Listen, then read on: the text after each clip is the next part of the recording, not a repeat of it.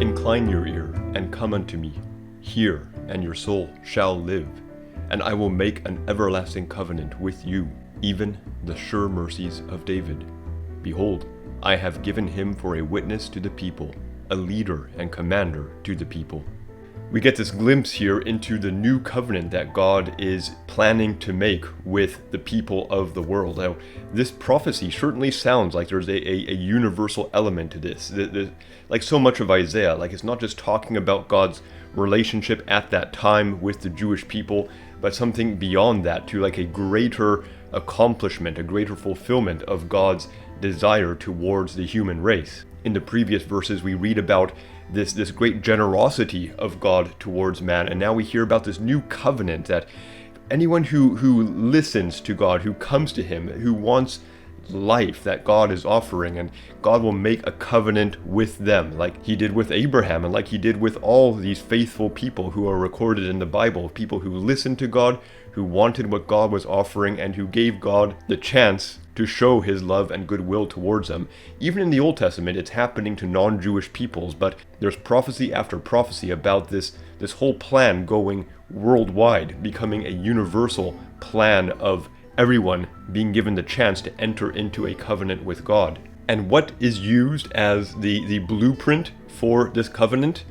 The sure mercies of David. There's this very special relationship between David and God. David even in many ways goes beyond what the prophets did in the way he reaches out for God and tries to understand God, tries to have more of what he thinks God is offering. David does things that go well beyond anything that was written as far as his relationship that he seeks with God. He gets himself into these problems and then he turns to God for a solution that he knows must be there because he accepts God as this all-powerful, all-merciful being. And so David reaches out to him for things that aren't even written in the scriptures that David would have had at the time, and certainly weren't written in the Mosaic Law. And God honors that, and God does things for David and talks to David in a way that's unique. But of course what's happening there is the way being paved, the lessons learned, and the way being shown and opened up so that other people can follow David into having that same kind of relationship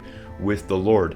And God, in this prophecy to Isaiah, is declaring that those mercies, that special love, those sureties that he gave to David, that is going to be the basis for this covenant that he makes with everyone.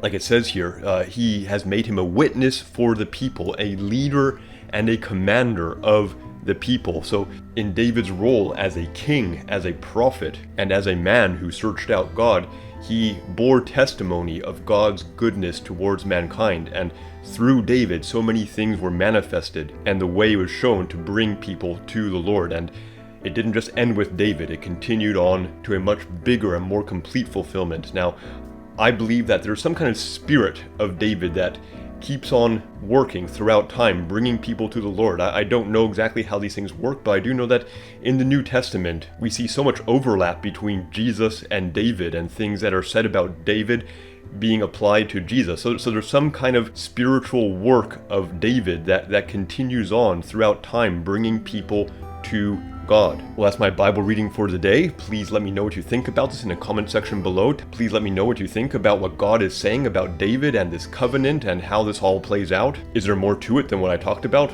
I'm sure there is, so please let me know what you think, and click the like button and subscribe if you aren't subscribed yet. Bye for now.